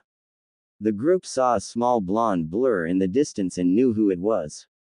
Hey guys. Good morning, he said to them after coming to a stop with a small smile. Haku noticed he seemed a little off. More serious than usual. Maybe he'd discovered something important since last night. So, what are your affinities, guys? He asked happily. Sasuke grunted before saying, lightning, small fire. He wasn't really happy about this. Uchiha were primarily Kaden users. He'd already gotten his anger out the last night though, so he could at least keep up his oh so important air of indifference. Sakura smiled and said, I got water. I think it suits me pretty well, not like those dangerous ones or messy like earth. She finished. Everyone's sweat dropped at this. She was a kunoichi for Kami's sake. Naruto sighed before continuing. Cool, I got wind and a strong earth. He said. The word, strong, caught everyone's attention. How did he know if it was strong or not? What do you mean strong, Dobi? Sasuke said, actually interested in what he said. Naruto just smiled and replied. Well, Kakashi-sensei gave us that list of what the affinities looked like on the paper, right? He said, earning nods. Well, my earth affinity did something different than the list said, and Kakashi-sensei came to my house this morning, so I just asked him what it meant. He finished. The genin were quite surprised by this, but none more so than Haku. Chakra paper isn't supposed to do unique things unless there are special circumstances involved. My first use of it made it freeze, because of my Kekkei Genkei. What did his do? She thought, squinting her eyes at him. Naruto-kun, what did your chakra paper do? She asked. He looked at her and answered casually. Well, it was supposed to turn to stone and crumble, but mine turned to stone and started to sparkle in certain places. He answered. Haku raised an eyebrow at this. That didn't seem like a strong affinity. That reminds me, I need to talk to him about the Uzumaki clan later. She thought passively. Alright, that's enough of that. The genin turned around to see Kakashi standing atop a post. Naruto smiled up at him while Sakura was about to scream at him about his lateness. Before realizing he wasn't late. Kakashi-sensei, you're on time.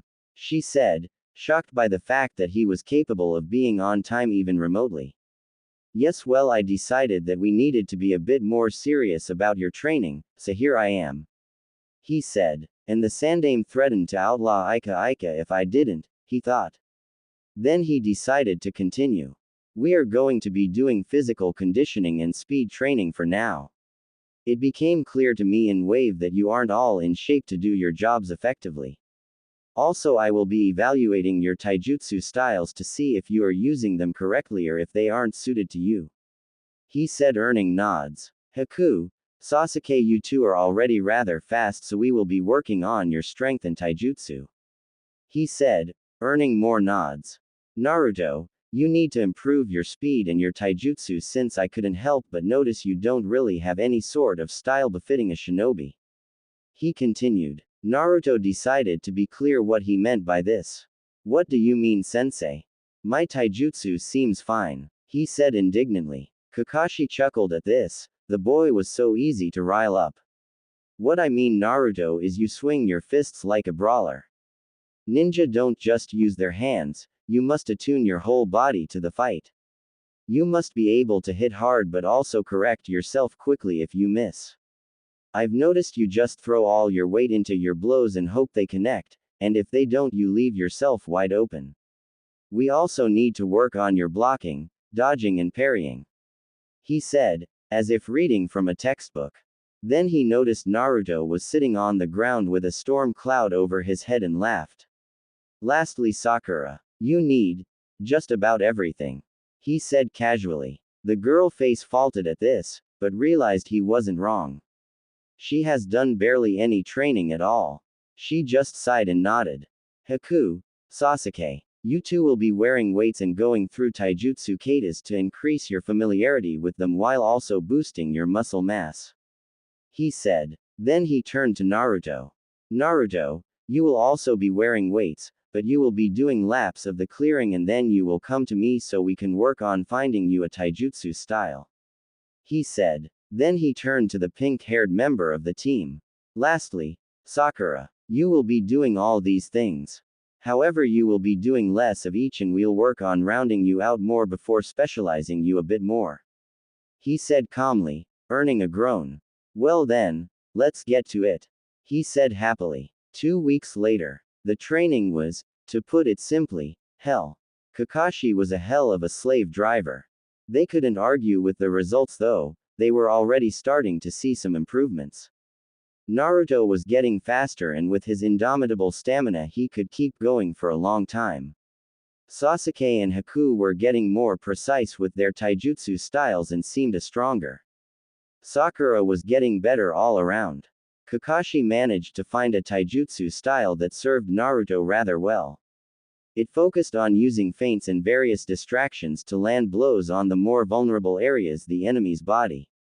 By working on pranks all his life, Naruto was a natural genius when it came to coming up with distractions and using feints.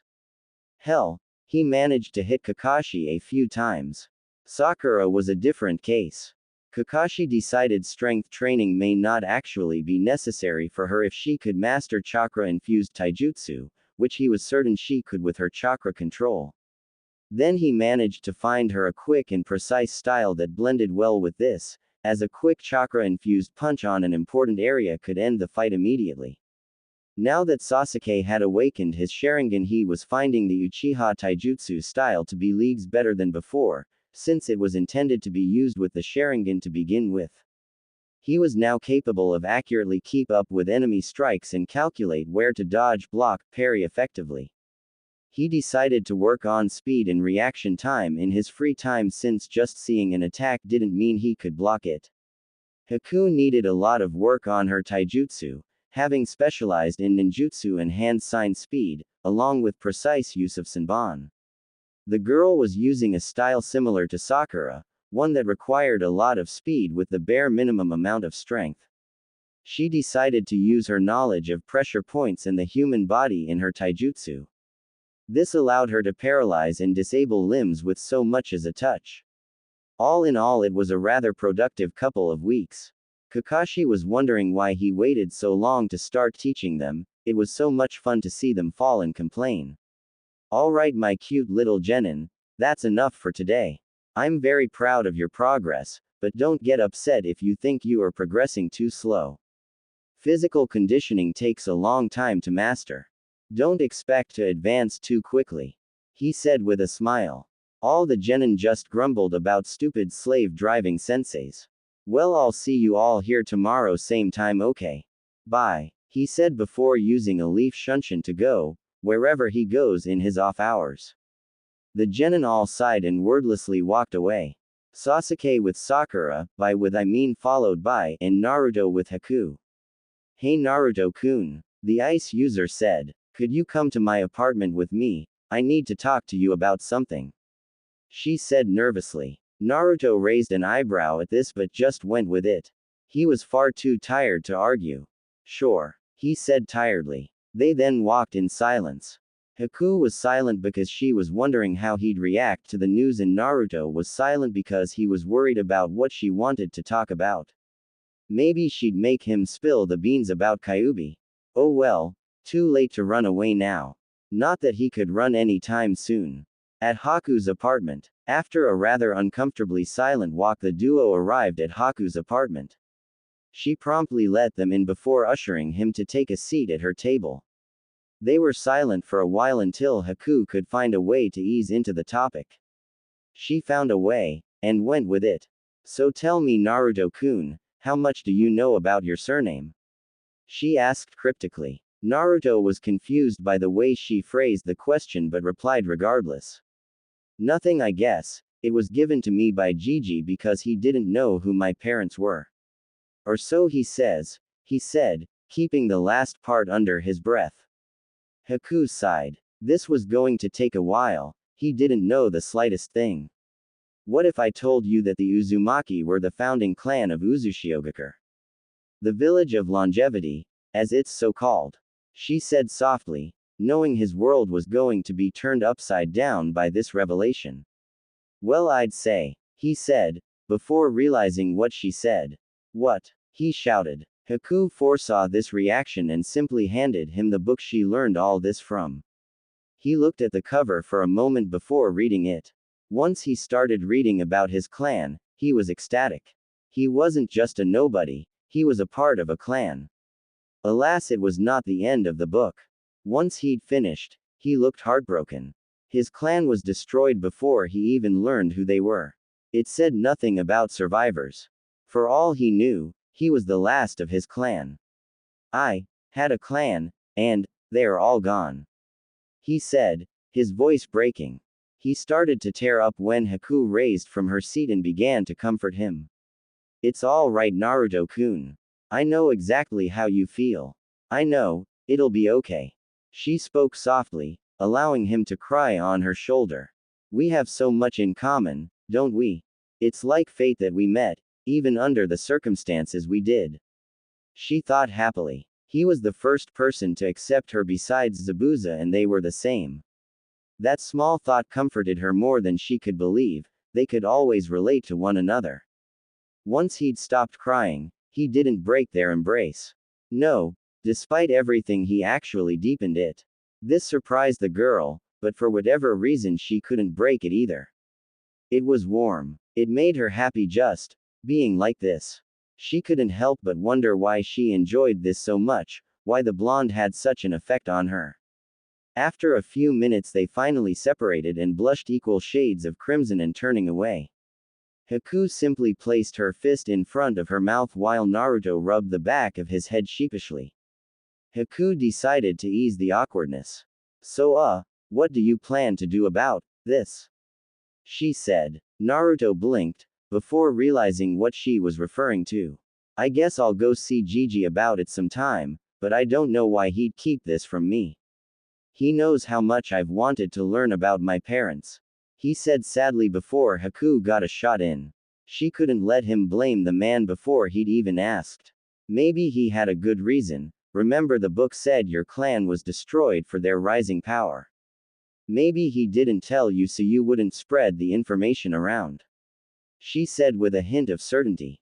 Naruto just sighed. Yeah, I guess you're right. I'll go talk to him tomorrow, he said. Haku smiled at this, happy she could ease his tension. Then she had a thought. Naruto, have you ever thought about trying to raise your intelligence? She said professionally, trying not to actually call him stupid. Naruto furrowed his brow at this. He wasn't that stupid, was he? Not really. Why? He said neutrally. Well, I was just thinking. Zabuza-sama once told me the greatest weapon for a ninja is his mind. You could have 1,000 jutsu, but without the intelligence to use them correctly you would just be wasting your time. For example, when we fought on the bridge you ran straight into my mirrors without even thinking. You may have been more help outside them, she said, obviously daring him to doubt her statement. He couldn't, obviously. Quote. I guess I can't argue with that, can I? He said with a pout. Haku giggled at this. He looked so cute when he did that. Funny. That's what she meant. Not cute. Funny, yeah. While you're at it you may as well change your outfit too. Orange is not a ninja's color, she said with a playful grin, knowing he'd complain this time. Naruto's jaw dropped. Why? Why was everyone so against orange? What? Orange is the perfect color, he bellowed. She laughed at that. His reactions were really comedy gold. Her laugh is so nice, he thought absently. If you say so, but would it really hurt to get something a bit more suited to the profession? You could get a mask too. Speaking of which, I need a new one thanks to a certain someone, she said with a smirk. Naruto huffed at this. He didn't make her attack him. He didn't exactly have a choice.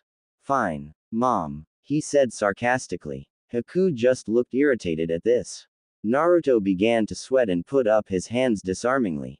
Well, to be honest, most shops won't serve me, he said, knowing that she'd probably ask him about you know what. Oh, I see, she said. Well, in that case why don't I help you shop? Or better yet you could use a henge or something, she said. Naruto blinked. Again, and again. I am such an idiot, he said to himself. She just let out a snort of amusement at this. He wasn't wrong. Well, we can start working on that right now, can't we? I have plenty of books thanks to the Hokage. Read some now, or borrow them and give them back when you're done, she said. Naruto grinned at this. She was a kind person. Sure thing, Haku-chan, he said with an honest smile. This in turn made the girl blush. He sighed and went over to her bookcase. Taking out a basic chakra introductory book, he started reading it while Haku helped him with certain things he couldn't understand. Eventually they both fell asleep, the day catching up with them, but one couldn't miss the happy expressions they fell asleep with. Outside Haku's apartment, after the duo just entered, a certain girl with shoulder-length blue hair and pupil-less white eyes with a touch of lavender watched as the source of her obsession and a girl she did not recognize entered the apartment complex. She gripped the pole she was next to hard, anger evident in her eyes. That bitch, she thought. Little did anyone know, but that girl was going to be a very different person soon enough. She then stormed off back to the Hyuga compound to take out her frustrations on something. Maybe her sister wanted another spar. Well, this time she wouldn't hold back. Little did Naruto know, but he changes the girl for worse. That girl was named Hinata Hyuga, heiress of the Hyuga clan, and it was time for her to stop playing around. A month later, 2 weeks passed and Team 7 continued to train until they couldn't and then some. The results were becoming readily apparent to outsides. Thanks to his physical training and healthier diet, Naruto started to grow a little. He was maybe an inch or two higher than before. His body was beginning to look more muscular, more slim and fit. As much as could come out of a couple of weeks of tour. I mean, training anyway. Haku was noticeably better at taijutsu. Her style was beginning to become natural to her, testing it in spars against the others. So far the only one she could beat was Sakura. Against Naruto they were about even, and Sasuke rarely lost at taijutsu, the Uchiha style and the Sharingan making him far too difficult to defeat. She also began to form a more attractive figure. Now there was no doubt to her gender, even if there was little doubt before. Sakura was beginning to show skill as a kunoichi. There were obviously a lot of kinks to work out, but now she was finally beginning to become a respectable genin. Kakashi convinced her to stop dieting and to eat more nutritiously. This, along with her physical training, meant she was now far more energetic than before. She was developing more attractively as well, but alas, the forehead was still there. Sasuke. Well, he was already the best out the bunch, physically at least. Haku was the best all-rounded, but even so he was showing improvement. His taijutsu style was now second nature to him, and his strength and speed training were helping to keep up with the enemy's blows rather well. He had already been eating healthily and training well, so he stayed mostly the same over the period of time. Obviously muscles became more apparent, but that was about it. After a while of ranting from Haku, Naruto finally got a new outfit. It consisted of a mesh armor shirt, a black jacket with a high collar and an orange inside. He couldn't go without orange completely. Dark blue Anbu style trousers, pants for those so inclined, fingerless black gloves and some black sandals. All in all, it was a much better look for him. Now Haku couldn't look at him without blushing, his figure no longer hidden. He was getting awfully confused about that.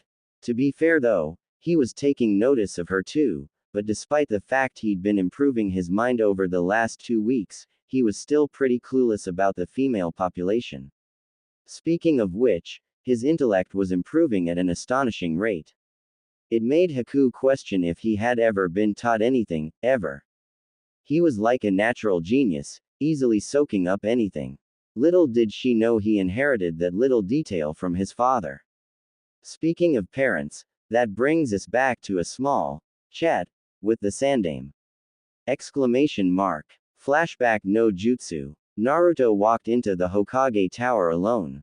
He didn't want Haku around for this, knowing he was very likely to get very upset. This was a week after their chat, as he had been busy training from that point until now.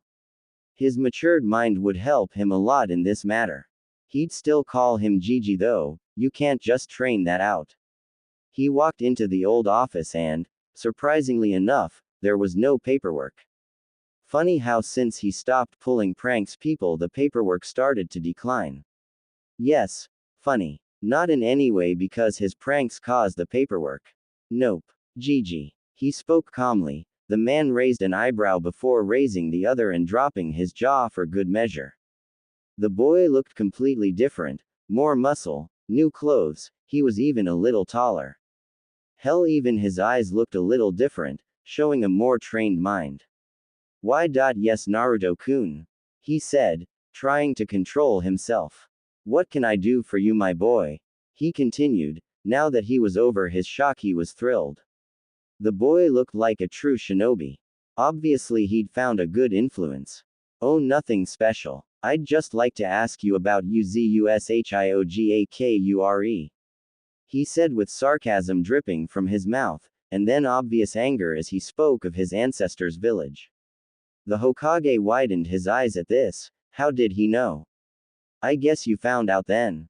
About your lineage, he said, earning a slight snort. Well then I suppose I can't lie any longer. Yes, you are a member of the Uzumaki clan and your mother was also a member. He said seriously. Why wasn't I told? He spoke angrily. The Hokage sighed and continued.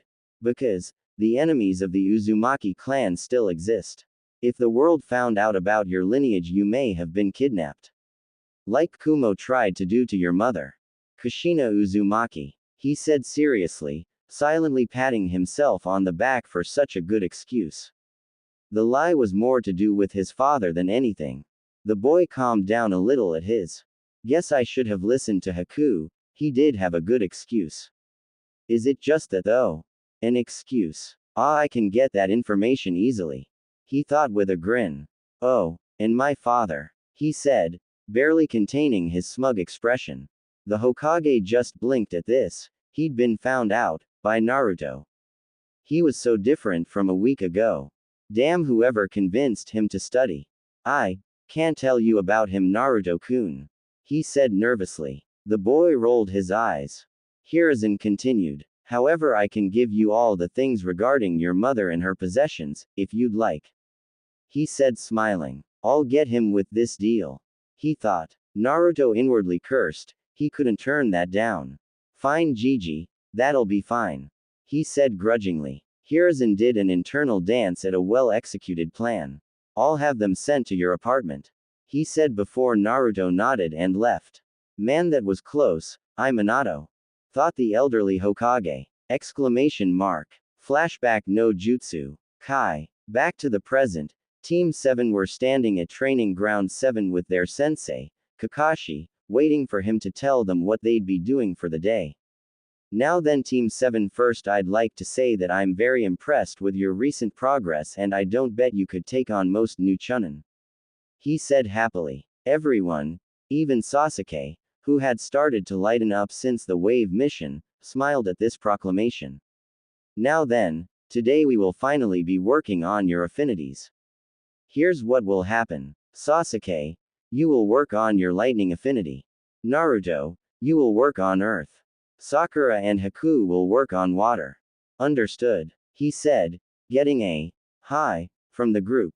All right then. Then let's get situated, yes, he said, before moving them away from one another.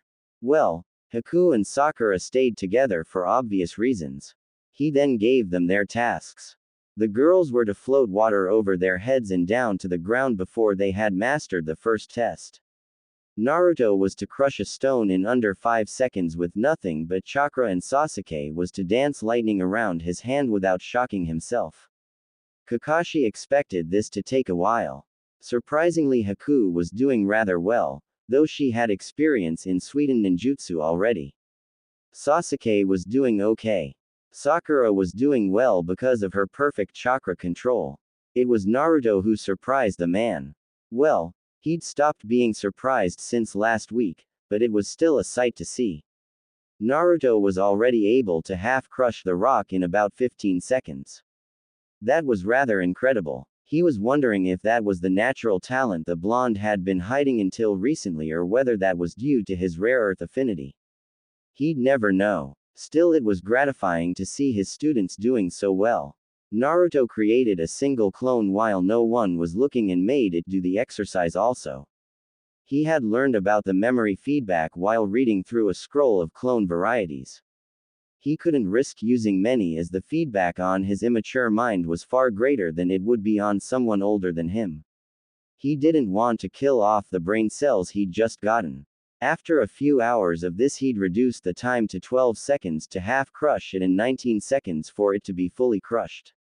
And it'll be lower when I dispel my clone, he mused. This continued for a while. Haku managed to fully master the first exercise due to her experience and chakra control. Sakura was about 3/5 of the way there, and Sasuke could keep the lightning around his hand for about 18 seconds before he shocked himself. Naruto, after dispelling his clone, found he could do the whole rock in 5 seconds. He smiled at this and told Kakashi about it. Safe to say that was unexpected, but he was impressed nonetheless. At the end of the day, Kakashi spoke to them. All right, Naruto and Haku have mastered the first exercise, so I will teach Naruto some basic Doden ninjutsu tomorrow, while Haku will learn some Suidan ninjutsu.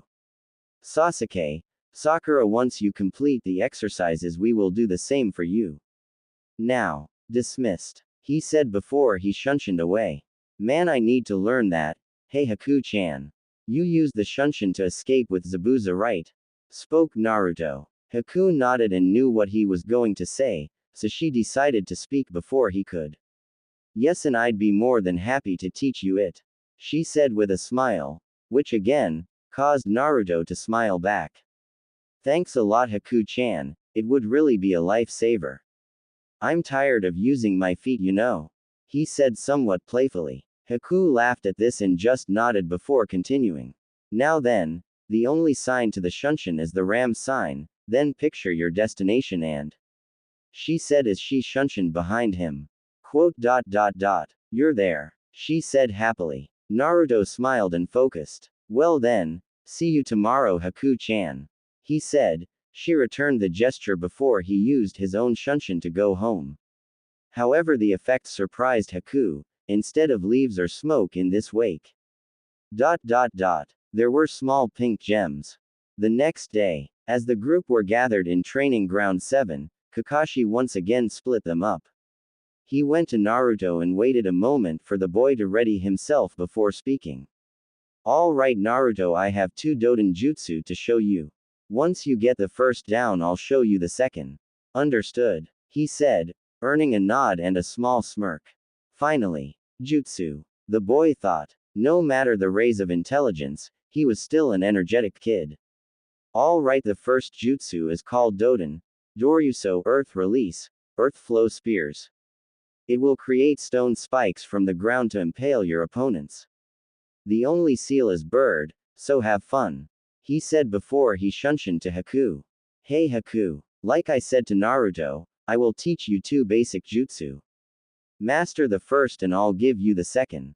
Understood, he said, earning a nod. Alright, the first technique is Sweden. Mizoripa, water release, water trumpet. The signs are dragon, tiger and hare. So, knock yourself out. He said before he shunshined to a high branch to read his perverted books.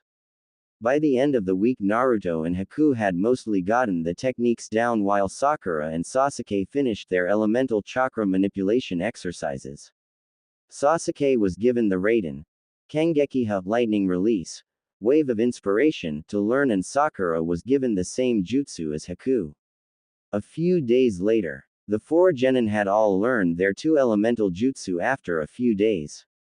Once Naruto mastered his first, he was given the Doden, Doryuheiki Earth Release, Earth Style Wall to learn, which surprised him given that it was a B-ranked jutsu.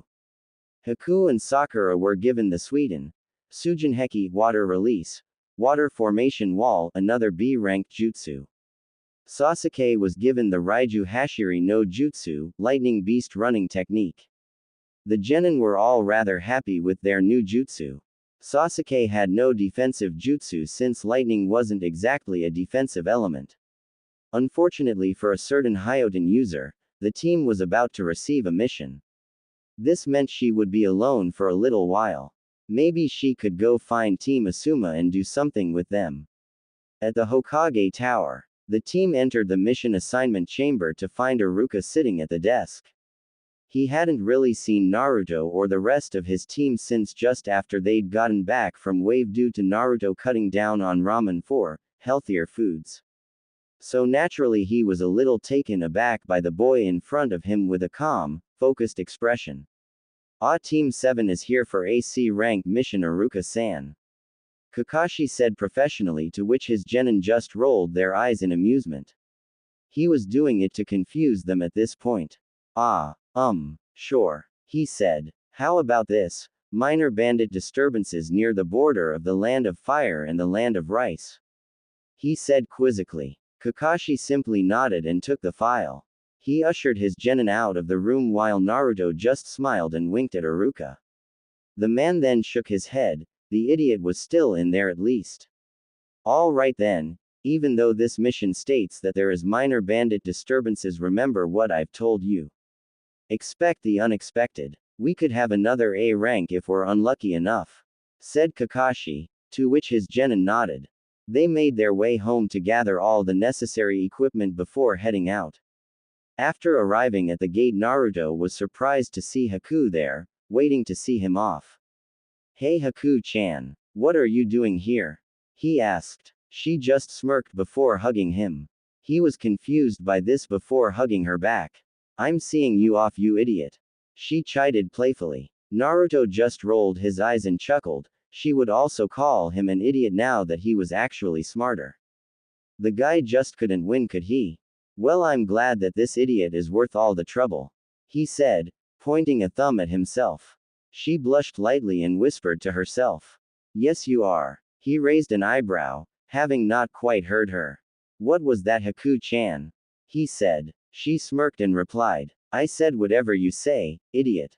He just smirked before turning to leave. I'll be back soon enough, Haku-chan. He shouted while catching up to his team. She smiled and held her hand over her chest. I'll hold you to that, Naruto-kun, she said to herself before walking back home. Near the border, after a day of almost non-stop travel, the group finally stopped to rest. After setting up the tents and hunting for some food, the group was just lounging around their campsite, waiting for the sun to go down. Seeing the blonde by himself and Sakura nowhere in sight, Sasuke decided to sit next to the other boy. Hey Naruto, what are you doing over here? He asked casually. The two had bonded a lot since the mission to Wave, they were actually quite good friends now. Not that Sasuke would openly admit that, he liked the blonde. Not to mention he'd brightened up a lot and quieted down too. It made it easier to talk to him. Oh hey Sasuke. Not much. Just thinking, I guess. He said honestly. Sasuke just smirked at this. Would you be thinking about a certain ice queen? He said, referring to Haku. He used that name whenever the two of them were alone to annoy the blonde. Naruto just snorted indignantly and blushed. I have no idea what you're talking about, Sasuke. He said, not entirely dishonest. He still didn't understand his feeling for the girl, and with all the training they were doing, he didn't have a lot of time to think. Whatever you say, Dobi. Whatever you say, he said playfully. Naruto just raised an eyebrow at this before smirking. Oh, how about you, Sasuke? Thinking about any pink-haired girls? He said, grinning like a madman. Sasuke started to fume at this. Naruto knew he wasn't exactly fond of Sakura. He replied loudly. Take that back, Dobi. Naruto just laughed and jumped away. Sasuke smirked and gave chase. Get back here, you idiot, so I can beat some sense into you. This continued until Sakura returned with water. Sasuke couldn't be seen openly friendly, he wasn't up to it yet. Naruto just got in his tent and pondered recent events. His thoughts would always linger on Haku, and it would also make him break out in a smile. At the bandit camp, Kakashi and the genin had split up. Kakashi went to check around the border while the genin went to the camp. He figured some experience would do them some good. Oh, he'd come to regret that. They arrived at the camp to see the scene of a huge battle. The camp had been ripped apart by a lightning user by the looks of things. The genin were immediately on guard. The bandits were all dead or unconscious. They hoped whoever did this was long gone. They weren't so lucky though, were they? A man emerged from one of the tents with a bloody katana. He had long brown hair and a kumo headband with a slash through it. This was the indication of a missing nin. The genin were worried when they recognized the man, since Kakashi had made them memorize the bingo book just in case. The man was Fujimoto Kazuma. High Chunin level shinobi of Kumo, or at least he was when he left, 2 years ago. He was notorious for his Raiden ninjutsu along with his kenjutsu. He was a high C, low B ranked missing nin in the bingo book. Well, what have we here? A couple of kids from Konoha. Lemme guess, you were here to take out these bandits, right? Sorry about that, but everyone needs a payday. He said casually. The genin were taken aback by his tone. This guy was supposed to be a killer, right? Well, since you guys have seen me, I guess I have no choice but to take you out, right? He smirked before going through hand signs at an average pace. Raiden. Denko Noroshi. Lightning release. Lightning signal fire, he called out, shooting a stream of electricity towards the genin. Naruto acted quickly, going through his own seals before calling out. Doden. Doryuheki. This caused a large, thick wall to appear in front of them with the Uzumaki spiral emblazoned in multiple places along its face. Like how Kakashi's has dog heads in canon. The Raiden jutsu collided with a large explosion, crumbling the wall but protecting the 3 genin who sprung into action. Naruto pulled out a kunai and summoned 2 clones who ran at the man in a zigzagging fashion. Once they reached the man, they tried to put him on the defensive, which worked for a little while, taking swings at different places, forcing him to dodge or jump away. Kaden. Gokaku no Jutsu. Fire release. Great fireball jutsu. Came the voice of Sasuke from the man's right. He smirked and kicked one clone into it while stabbing the other and back flipping away. Hey, thanks, kid. I was getting annoyed with those clones, he said smugly, causing Sasuke to fume. Then a Senbon came from behind him, hitting him in the neck before he poofed away, revealing a log. Sakura cursed before moving positions, hoping he hadn't found her yet. He had. He came from behind her and kicked her out of the trees to the ground below before jumping to finish her off. Sadly, multiple spikes rose from the ground to impale him, so he had to adjust to avoid them. Hey, you brats are pretty good, he said happily, enjoying the thrill of the fight. The three genin regrouped in front of him and he smirked before going through more seals, faster than before. Raiden. Jaibashi. Lightning style. Electromagnetic murder, he called out, sending a stream of electricity towards the genin. Sasuke and Naruto went through their own seals. Raiden. Kangekiha. Sasuke called out, canceling out the man's jutsu with his own. It tired him out though, hopefully Naruto would finish it. Doden. Doryuso. Naruto called, causing several spikes to attempt to skewer the missing nin. He managed to get a hit in the man's leg and lower right torso. The man shouted in pain. Damn, nice shot, Blondie. Let's kick this up a notch, he said with a smile. This was fun. He dodged another round of Senbon before calling out again. Raiden. Sandabaruto. Lightning release.